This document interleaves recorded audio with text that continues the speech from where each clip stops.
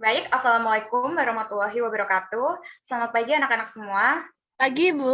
Waalaikumsalam. Ya, sebelum memulai pembelajaran pada pagi hari ini, alangkah lebih baiknya jika kita berdoa terlebih dahulu menurut agama dan kepercayaan masing-masing ya.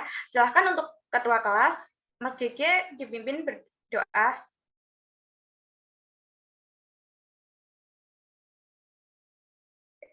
Ya, terima kasih. Sebelum memulai pembelajaran, Ibu akan memberikan link untuk presensi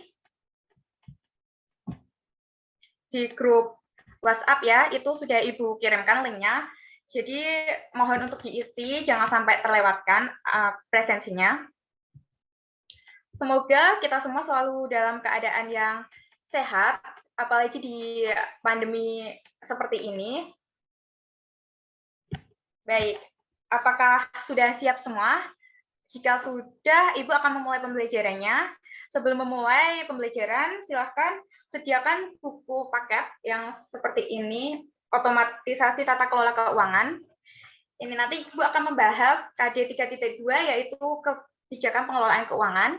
Di buku paket itu ada di halaman 20. Untuk memberikan semangat kepada kalian dalam pembelajaran kali ini, Ibu ingin memberikan sebuah pepatah. Jika kita pegang kuas, melukislah pada kertas. Jika anak bangsa cerdas, bangsa pun berkualitas. Jadi, dengan adanya pembelajaran kali ini, semoga menghasilkan bangsa-bangsa yang cerdas dan juga berkualitas untuk Indonesia emas di tahun 2045. Sebelum memasuki pembelajaran, Ibu akan menjelaskan terlebih dahulu tujuan dari adanya pembelajaran pada pagi hari ini. Tujuan yang pertama yaitu peserta didik diharapkan mampu menjelaskan dasar-dasar dari kebijakan pengelolaan keuangan. Yang kedua, peserta didik diharapkan mampu mengklasifikasi macam-macam kebijakan pengelolaan keuangan. Yang ketiga, peserta didik diharapkan mampu untuk mengemukakan maksud dan tujuan dari adanya kebijakan pengelolaan keuangan. Pasti kalian sering mendengar istilah atau kata kebijakan ya, apalagi untuk saat ini di era pandemi ini banyak sekali kebijakan-kebijakan yang dikeluarkan oleh pemerintah. Bisa Mas Gege atau Mbak Deti bisa menyebutkan salah satu kebijakan untuk ini di era pandemi ini dari pemerintah? Mas Gege atau Mbak Deti mungkin bisa menyebutkan salah satu kebijakannya saja. Tidak bisa, Bu. Oh, ya baik. Nah, salah satu kebijakan dari pemerintah terkait penanganan COVID-19 ini, yaitu dengan dikeluarkannya pada semester awal 2020, itu meliputi peningkatan disiplin dan penegakan protokol kesehatan, percepatan perubahan perilaku seperti memakai masker, dan sekarang 5M ya. Kemudian penetapan program vaksinasi nasional yang sekarang sedang gencar-gencarnya dilaksanakan oleh pemerintah untuk meratakan vaksinasi di Indonesia. Pada pembelajaran kali ini kita akan membahas mengenai kebijakan pengelolaan keuangan seperti yang sudah Ibu jelaskan tadi. Kemudian kita untuk lebih jelasnya Ibu share PowerPoint. Ini akan Ibu share. Apakah sudah terlihat? Sudah, Bu. Baik, kebijakan pengelolaan keuangan.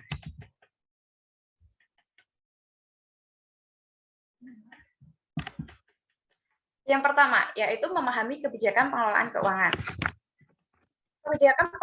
Kebijakan sendiri itu merupakan suatu tindakan yang memiliki tujuan yang diikuti dan dilaksanakan untuk memecahkan suatu permasalahan tertentu.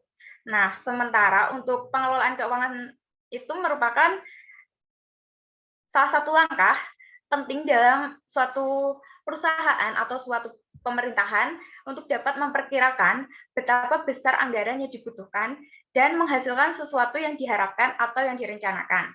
Jadi dapat disimpulkan bahwa kebijakan pengelolaan keuangan merupakan bentuk kebijakan yang dilaksanakan oleh pelaku atau kelompok bisnis atau bisa juga lembaga pemerintahan untuk melakukan pengelolaan dana atau keuangan untuk digunakan seefektif mungkin dan seefisien mungkin agar menghasilkan keuntungan yang sesuai yang sudah direncanakan, seperti itu. Dari pengelolaan keuangan, kita yang pertama itu harus mengetahui dulu sumber dari keuangan tersebut. Nah, di sini ada sumber-sumber keuangan. Ada 7 sumber keuangan. Yang pertama yaitu ada pajak. Pasti kalian sering mendengar kata pajak ya, apalagi pajak bisa dibilang pemasukan pendapatan nomor 1 untuk negara kita Indonesia ini. Pajak itu merupakan instrumen fiskal yang digunakan oleh pemerintah untuk membiayai pembangunan. Pajak ini bersifat wajib dan memaksa dan tercantum juga dalam konstitusi di mana semua wajib pajak, baik bagi perorangan maupun suatu badan usaha. Jadi mereka itu semua wajib pajak untuk warga negara Indonesia, seperti itu. Contoh dari pajak itu sendiri yaitu ada pajak bumi dan pajak bangunan. Kemudian ada pajak pertambahan nilai dan jasa. Kemudian ada pajak penjualan atas barang mewah atau yang sering dikenal dengan PPNBM. Dan masih banyak lagi pajak-pajak lainnya yang berlaku di Indonesia ini. Kemudian sumber keuangan yang kedua ada retribusi. Kalau retribusi ini cenderung untuk daerah. Jadi retribusi merupakan pemungutan atau tarikan yang dilakukan oleh pemerintah daerah sesuai dengan peraturan yang sudah ditetapkan. Seperti halnya retribusi parkir jalan, retribusi pelayanan kesehatan masyarakat, dan juga retribusi izin mendirikan bangunan. Kemudian yang ketiga yaitu ada keuntungan BUMN atau BUMD. Istilah BUMN dan BUMD pasti sering terdengar di telinga kita semua. Ya, BUMN merupakan singkatan dari Badan Usaha Milik Negara, sedangkan BUMD merupakan singkatan dari Badan Usaha Milik Daerah, di mana ini merupakan bentuk intervensi dari pemerintah untuk menyediakan barang atau jasa yang berhubungan dengan kebutuhan hidup setiap orang gitu. Jadi dengan adanya BUMN, keuntungan BUMN ataupun BUMD ini bertujuan untuk mengendalikan harga agar tidak dikendalikan oleh pemilik modal. Seperti contohnya Telkom, terus perusahaan daerah, dan juga Bulog. Pemasukan sumber keuangan yang ketiga ya, yang keempat, yaitu denda dan sita. Di mana denda dan sita ini merupakan bentuk penegakan disiplin dan karakter warga dalam menggunakan cara menyerahkan hukuman finansial kepada suatu pelanggaran, seperti misalnya keterlambatan membayar pajak, seperti itu. Kemudian ada sumber keuangan percetakan uang. Percetakan uang ini merupakan bentuk usaha dari pemerintah untuk mempermudah transaksi di kalangan masyarakat Indonesia. Jadi di samping itu juga jumlah uang yang beredar itu tetap terkendali seperti itu. Contohnya yaitu seperti Perusahaan Umum Percetakan Keuangan Republik Indonesia, terus ada The Fed Amerika mengeluarkan kebijakan moneter dengan mencetak lebih banyak dolar, seperti itu. Kemudian yang keenam ada pinjaman, di mana ini merupakan bentuk kegiatan sebuah institusi keuangan untuk memperoleh keuntungan dan dari pemberian pinjaman uang tersebut. Namun pinjaman ini tuh sayang gitu jika kita melakukan pinjaman ini karena kita harus membayar bunganya seperti itu. Seperti contohnya tuh seperti pinjaman usaha dari koperasi. Kemudian yang terakhir ada sumbangan, hadiah, dan hibah. Ini bisa didapatkan dari pemerintah, baik dari perseorangan ataupun pemerintah dari luar negeri maupun dalam negeri. pemerintah tidak punya kewajiban untuk mengembalikan pemberian sumbangan, hadiah, ataupun hibah ini. Dan besarnya ini juga tidak ditentukan seperti itu. Itu tergantung dari pemberi sumbangan, hadiah, dan hibah tersebut. Jadi, contoh dari sumbangan, hadiah, dan hibah ini seperti halnya ketika Indonesia mengalami suatu bencana, maka akan ada sumbangan-sumbangan dari negara lain seperti itu. Yang kedua yaitu perencanaan pengelolaan keuangan. Nah, di sini perencanaan pengelolaan keuangan merupakan suatu panduan yang disusun guna meraih pencapaian tujuan dan membantu peningkatan nilai suatu perusahaan ataupun suatu organisasi.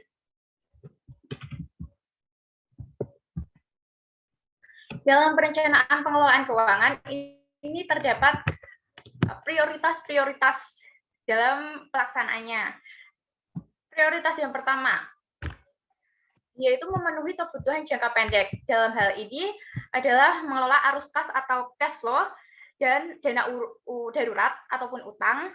Kemudian ketiga bagian tersebut merupakan permasalahan keuangan jangka pendek yang harus dipastikan. Jadi ini dijadikan sebagai prioritas pertama. Kemudian ada prioritas kedua, ini prioritas kedua, di mana manajemen risiko individu atau personal risk management. Pada bagian ini, seseorang memastikan aset-asetnya itu terlindungi dengan cukup dan aman, seperti itu. Prioritas yang ketiga yaitu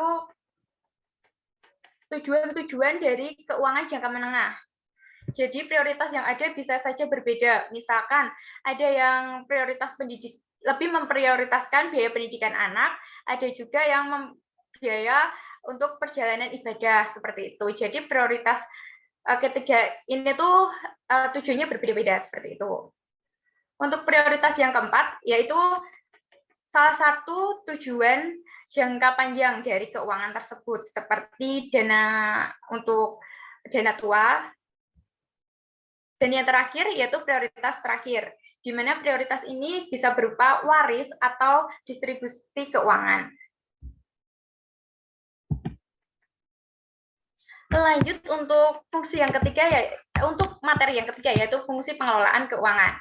Nah, di sini terdapat 4 yang bisa kalian lihat dan kalian baca juga di PPT yang sudah Ibu tampilkan ya. Jadi di sini ada 4. Yang pertama itu dalam kurun waktu tertentu diadakan pengoptimalan berbagai perencanaan kegiatan yang ada yang akan dilaksanakan. Yang B yaitu dalam pelaksanaan sebuah proyek perencanaan perlu meminimalisir terjadinya pembengkakan pengeluaran dana yang tidak diinginkan di kemudian hari. Yang ketiga yaitu adanya ketersediaan dana yang cukup terencana dan dapat dialokasikan dengan maksimal. Yang terakhir yaitu penciptaan lingkungan kerja yang sehat karena didukung oleh siklus keuangan yang berjalan dengan baik. Kemudian di sini yang keempat ada evaluasi dan analisis perencanaan keuangan. Di sini terdapat 3. Bisa ke closing saja, kerangkuman dan tugas. Iya, Bu. Baik. Ibu, karena waktunya sudah mencukupi, jadi Ibu akan simpulkan ya materi pada pagi hari ini. Kesimpulannya yaitu kebijakan pengelolaan keuangan merupakan bentuk dari kebijakan yang dilaksanakan oleh pelaku atau suatu kelompok bisnis ataupun pemerintah untuk melakukan pengelolaan sumber dana atau keuangan untuk digunakan seefektif dan seefisien mungkin agar menghasilkan keuntungan sesuai yang direncanakan. Kemudian terdapat beberapa kegiatan utama seperti yang tadi terdapat Ibu jelaskan di awal ya. Itu ada kegiatan utama seperti mencari dana atau pendanaan, yang kedua menggunakan dana perusahaan, yang ketiga yaitu mengelola aset. Dan banyak sekali peraturan-peraturan yang mengatur kebijakan pengelolaan keuangan ini yang bisa kalian lihat di buku paket di halaman 20 ini sampai di halaman 33. Ini sudah tercantum semua undang-undang yang mengatur tentang kebijakan-kebijakan tersebut. Baik, Ibu harap sudah paham ya semua. Jika ada pertanyaan, silahkan untuk ditanyakan. Barangkali ada yang masih bingung. Baik, jika belum ada yang ditanyakan untuk hari ini, bisa ditanyakan ke Ibu untuk minggu depan atau hari selanjutnya, atau bisa juga di PC ke Ibu kalau misal malu-malu bertanya di grup. Jadi nanti insya Allah akan Ibu bantu menjawab pertanyaan tersebut. Sebelum Ibu tutup, Ibu akan mengetes seberapa paham kalian tentang materi ini. Ibu akan mengirimkan link kuisis. Nah, nanti tampilannya akan seperti ini ya. Sudah Ibu kirim linknya di grup ya, anak-anak. Ini akan tampilan seperti ini. Jadi nanti nilainya juga akan tampil di situ.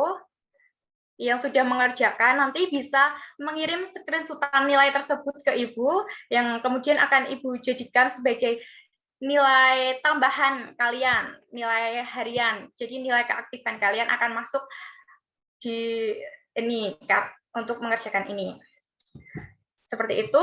Ada yang ditanyakan? Baik, tidak ya. Ibu tutup pembelajaran pada pagi hari ini. Semoga materinya bermanfaat. Dan untuk pertemuan ke depan, kita akan lanjut ke KD 3.3, yaitu mengenai penyusunan anggaran belanja negara maupun daerah. Jadi kalian bisa membaca buku paket yang tadi di halaman selanjutnya dan persiapkan apa saja yang harus dipelajari sehingga besok ketika kita memulai pembelajaran kita akan lebih aktif lagi. Seperti itu, Ibu tutup pembelajaran pada pagi hari ini. Mohon maaf apabila kesalahan kata maupun perbuatan. Selamat belajar, tetap semangat, dan jangan lupa untuk jaga imun. Sampai jumpa di pertemuan selanjutnya. Wassalamualaikum warahmatullahi wabarakatuh. Waalaikumsalam warahmatullahi Warahmatullahi wabarakatuh.